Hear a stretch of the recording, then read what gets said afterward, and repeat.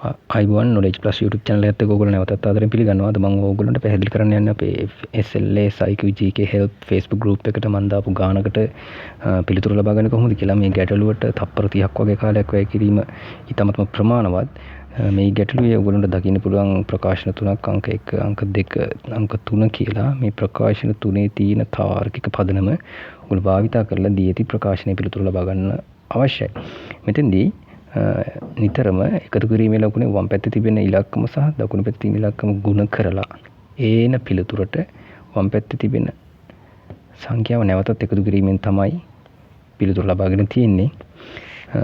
උදාහරණයක් විදිහට 1 4ෙන් ගුණ කරාට පස්සේ පිළිතුර 4යි. ඒකට එකතු කිරීමේ ලකුණේ වම් පැත්තේ තියෙන එක ඉලක්කම නැවතත් එකතු කරාට පස්සේ උත්තරය 5යි කියලා ලැබෙනවා. ඒ ආකාරයෙන්ම දෙවරක් 5 10යි. 10ට 2ක් එකතු කරාම 12යි. ඒ ලෙසම 3 වරක් 6 18යි. 18ට 3ක් එකතු කරාට පස්සේ පිළිතුර 21යි. ඒ විදිහටම අපි දී ඇති ප්‍රකාශනයේ පිළිතුරත් ලබා ගත යුතුයි.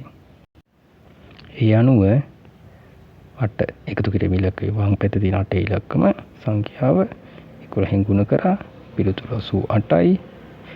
එකතු කිරීම ඉලක්කයෙන් වම් පැත්තේ තියෙන 8 නැවතත් එකතු කරලා 88ට 8 එකතු කරලා පස්සේ පිළිතුර 96යි. මේ ගැටලුවේ පිළිතුර වන්නේ 96. මේක තමයි නිවැරදි පිළිතුර. නමුත් මම දැක්කා අපේ කමෙන්ට්ස් වල 40 කියන පිළිතුරද ලබා දීලා තිබ්බා. එක් Facebook මිතුරෙක් ඒක පැහැදිලි කිරීමක් දාලා තිබ්බා. ඇත්තටම මේක නිවැරදි පිළිතුර වෙන්න ඕන 96 40 කියන පිළිතුර වැරදි. 40 කියන පිළිතුර වැරදි වෙන්නේ කොහොමද කියන එකත් මම ඔයගොල්ලන්ට පැහැදිලි කරලා දෙන්නම් දැන්.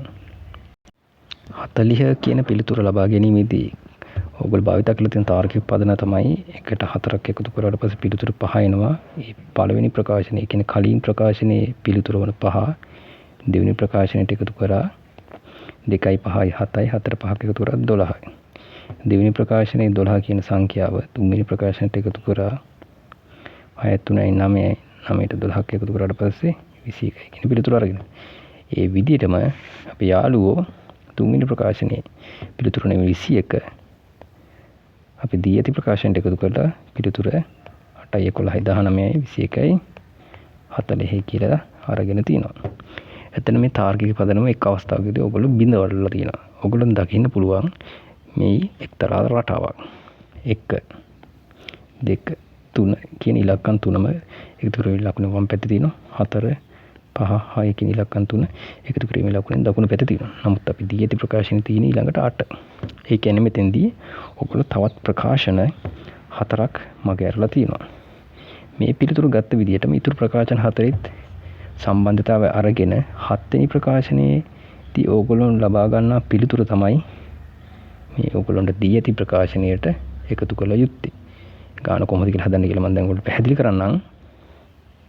ඔයගොල්ලෝ දෙවෙනි අවස්ථාවේ භාවිත කරපු තාර්කික පදන භාවිත කරනවා නම් පළවෙනි ප්‍රකාශනයේ පිළිතුර වන 5 දෙවෙනි ප්‍රකාශනයට එකතු කරන්න ඕන. එතකොට 2 එකතු කිරීම 5 එකතු කිරීම 5 සමානයි පිළිතුර 5 සමානයි පිළිතුර 12යි කියලා එනවා. ඒ 12 එකතු කරන ඊළඟ ප්‍රකාශනයට 6 3 9 9ට 12ක් එකතු කරාට පස්සේ 21යි. ඒ විදිහටම 4යි 7යි 11යි 11ට 21ක් එකතු කරාට පස්සේ පිළිතුර 32යි.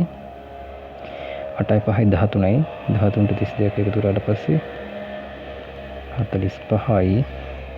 6 9 15යි 15ට 45ක් එකතු කරාට පස්සේ 60යි.